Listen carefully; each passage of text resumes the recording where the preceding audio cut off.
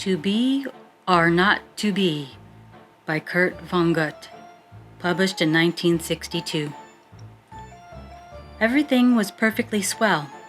There were no prisons, no slums, no insane asylums, no cripples, no poverty, no wars.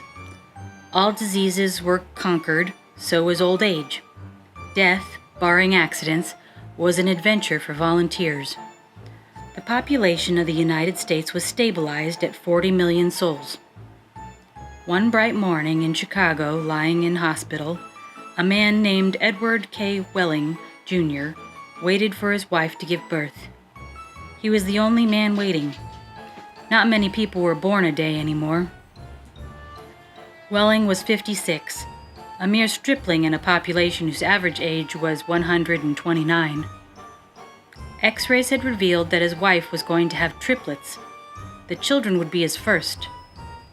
Young Welling was hunched in his chair, his head in his hand. He was so rumpled, so still and colorless as to be virtually invisible. His camouflage was perfect, since the waiting room had a disorderly and demoralized air, too. Chairs and ashtrays had been moved away from the walls. The floor was paved with splattered drop cloths. The room was being redecorated. It was being redecorated as a memorial to a man who had volunteered to die. A sardonic old man, about 200 years old, sat on a stepladder painting a mural he did not like. Back in the days when people aged visibly, his age would have been guessed around 35 or so. Aging had touched him that much before the cure for aging was found. The mural he was working on depicted a very neat garden. Men and women in white, doctors and nurses, turned the soil, planted seedlings, sprayed bugs, spread fertilizer. Men and women in purple uniforms pulled up weeds, cut down plants that were old and sickly, raked leaves, carried refuse to the trash burners. Never, never, never, not even in medieval Holland nor old Japan, had a garden been more formal, been better tended. Every plant had all the loam, light, water, air, and nourishment it could use. A hospital orderly came down the corridor singing under his breath a popular song. "If you don't like my kisses, honey, here's what I'll do. I'll go see a girl in purple, kiss this sad world toodaloo.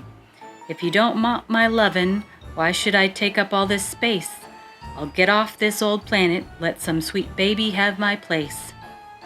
The orderly looked in at the mural and the muralist. "Looks so real," he said. "I can practically imagine I'm standing in the middle of it."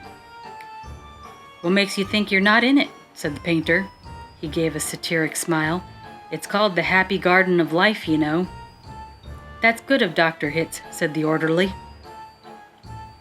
He was referring to one of the male figures in white, whose head was a portrait of Dr. Benjamin Hitz, the hospital's chief obstetrician. Hitz was a blindingly handsome man. "Lots of faces to still fill in," said the orderly.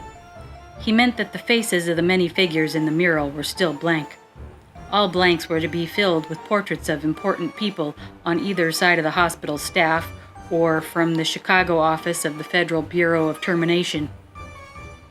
"Must be nice to be able to make pictures that look like something," said the orderly. The painter's face curdled with scorn. "You think I'm proud of this daub?" he said. "You think this is my idea of what life really looks like?" "What's your idea of what life looks like?" said the orderly. The painter gestured at a foul drop cloth. "There's a good picture of it," he said. "Frame that and you'll have a picture a damn sight more honest than this one." "You're a gloomy old duck, aren't you?" said the orderly. "Is that a crime?" said the painter. The orderly shrugged. "If you don't like it here, Gramps," he said, and he finished the thought with the trick telephone number that people who didn't want to live anymore were supposed to call. The 0 in the telephone number he pronounced as naught. The number was 2BR02B. It was the telephone number of an institution whose fanciful sobriquets include Automat, Birdland, Cannery, Catbox, Delouser, Easy Go, Goodbye Mother, Happy Hooligans, Kiss Me Quick, Lucky Pierre, Sheep Dip, Warring Blender, Weep No More, and Why Worry? To be or not to be was the telephone number of the municipal gas chambers of the Federal Bureau of Termination. The painter thumbed his nose at the orderly. "When I decide it's time to go," he said, "it won't be at the sheep dip." "A do-it-yourselfer, eh?" said the orderly. "Messy business, Grandpa. Why don't you have a little consideration for the people who have to clean up after you?" The painter expressed with an obscenity his lack of concern for the tribulations of his survivors. "The world could do with a good deal more mess if you ask me," he said. The orderly laughed and moved on. Welling, the waiting father, mumbled something without raising his head, and then he fell silent again. A coarse, formidable woman strode into the waiting room on spike heels. Her shoes, stockings, trench coat, bag, and overseas cap were all purple. The purple the painter called the color of grapes on Judgment Day.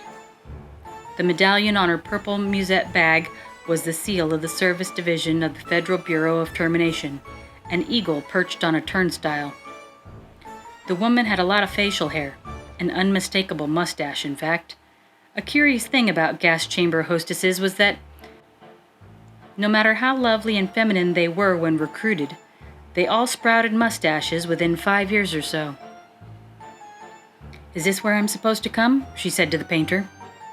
"A lot would depend on what your business was," he said. "You aren't about to have a baby, are you?" "They told me I was supposed to pose for some picture," she said. "My name's Leora Duncan." "And you dunk people?" he said. "What?" she said. "Skip it," he said. "That sure is a beautiful picture," she said. "Looks just like heaven or something." "Or something," said the painter. He took a list of names from his smock pocket. "Duncan, Duncan, Duncan," he said, scanning the list. "Yes, here you are. You're entitled to be immortalized. See any faceless body here you'd like me to stick your head on? We've got a few choice ones left." She studied the mural bleakly. "Gee," she said, "they're all the same to me. I don't know anything about art." "A body's a body, eh?" he said. "All right, as a matter of fine art, I recommend this body here." He indicated a faceless figure of a woman who was carrying dried stalks to a trash burner. "Well," said Leora Duncan, "that's more the disposal people, isn't it? I mean, I'm in service. I don't do any disposing." The painter clapped his hands in mock delight. "You say you don't know anything about art, and then you prove it the next breath that you know more about it than I do. Of course the sheave carrier is wrong for a hostess. A snipper, a pruner, that's more your line." He pointed to a figure in purple who was sawing a dead branch from an apple tree. "How about her?" he said. "You like her at all?" "Gosh," she said, and she blushed and became humble. That puts me right next to Dr. Hitz." "That upsets you?" he said. "Good gravy, no," she said. It's just such an honor." "Ah, you admire him, do you, eh?" he said. "Who doesn't admire him?" she said, worshipping the portrait of Hitz. It was a portrait of a tanned, white-haired, omnipotent Zeus, 242 years old. "Who doesn't admire him?" she said again. "He was responsible for setting up the very first gas chamber in Chicago." "Nothing would please me more," said the painter, "than to put you next to him for all time, sawing off a limb. That strikes you as appropriate?" "That is kinda like what I do," she said. She was demure about what she did. What she did was make people comfortable while she killed them. And while Leora Duncan was posing for her portrait, into the waiting room bounded Dr. Hitz himself. He was 7 feet tall, and he boomed with importance, accomplishments, and the joy of living. "Well, Miss Duncan, he said, as he made a joke. "What are you doing here?" he said. "This isn't where people leave, this is where they come in." "We're going to be in the same picture together," she said shyly. "Good," said Dr. Hitz heartily. "And say, isn't that some picture?" "I sure am honored to be in it with you," she said. "Let me tell you," he said, "I'm honored to be in it with you. Without women like you, this wonderful world we've got wouldn't be possible." He saluted her and moved toward the door that led to the delivery rooms. "Guess what was just born," he said. "I can't," she said. "Triplets," he said. "Triplets," she said. She was exclaiming over the legal implications of triplets. The law said that no newborn child could survive unless the parents of the child could find someone who would volunteer to die. Triplets, if they were all to live, called for 3 volunteers. Do the parents have 3 volunteers? Said Leora Duncan. Last I heard, said Dr. Hitz, they had 1, and were trying to scrape up another 2. I don't think they made it, she said. Nobody made 3 appointments with us, nothing but singles going through today, unless somebody called it in after I left. What's the name? Welling, said the waiting father, sitting up, red-eyed and frowsy. Edward K. Welling, Jr., is the name of the happy father-to-be. He raised his right hand, looked at a spot on the wall, gave a hoarsely wretched chuckle. Present, he said. Oh, Mr. Welling, said Dr. Hitz, I didn't see you. The invisible man, said Welling. They just phoned me that your triplets have been born, said Dr. Hitz. They're all fine, and so is the mother. I'm on my way in to see them now. Hooray, said Welling emptily. You don't sound very happy, said Dr. Hitz. What man in my shoes wouldn't be happy, said Welling. He gestured with his hands to symbolize carefree simplicity. All I have to do is pick out which one of the triplets is going to live, then deliver my maternal grandfather to the happy hooligan and come back here with a receipt. Dr. Hitz became rather severe with Welling, towering over him.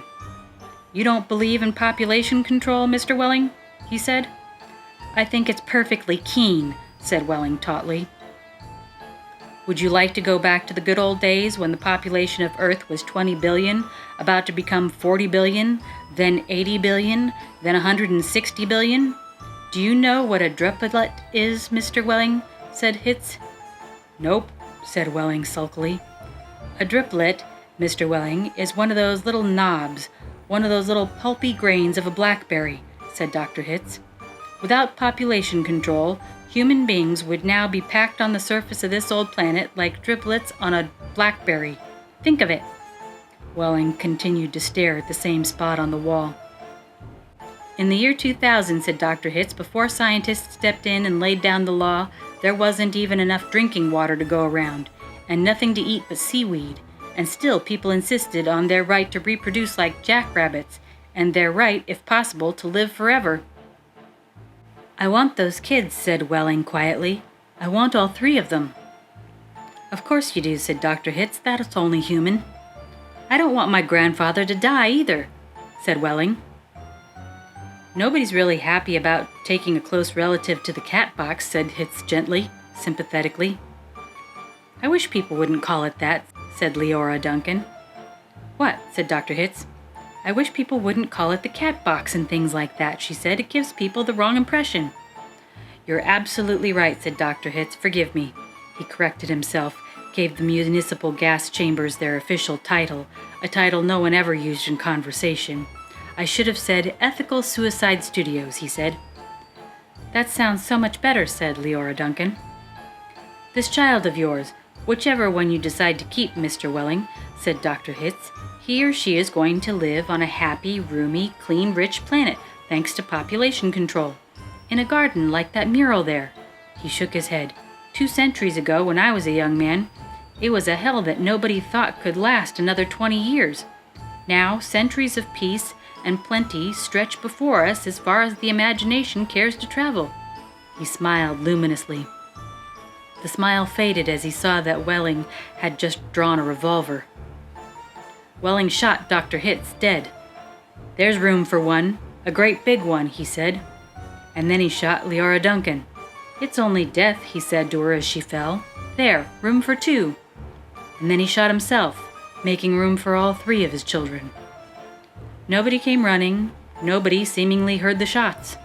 The painter sat on top of his stepladder, looking down reflectively on the sorry scene. The painter pondered the mournful puzzle of life demanding to be born, and once born demanding to be fruitful, to multiply and to live as long as possible, to do all that on a very small planet that would have to last forever. All the answers that the painter could think of were grim, even grimmer, surely, than a cat box, a happy hooligan, and easy go. He thought of war, he thought of plague, he thought of starvation. He knew that he would never paint again. He let his paintbrush fall to the drop cloths below, and then he decided he had had enough of life in the happy garden of life, too, and he came slowly down from the ladder. He took Welling's pistol, really intending to shoot himself, but he didn't have the nerve. And then he saw the telephone booth in the corner of the room. He went to it and dialed the well-remembered number, 2B or not to be. Federal Bureau of Termination, said the very warm voice of a hostess. How soon could I get an appointment, he asked, speaking very carefully. We could probably fit you in late this afternoon, sir, she said. It might even be earlier if we get a cancellation. All right, said the painter. Fit me in, if you please. And he gave her his name, spelling it out. Thank you, sir, said the hostess. Your city thanks you, your country thanks you, your planet thanks you, but the deepest thanks of all is from future generations.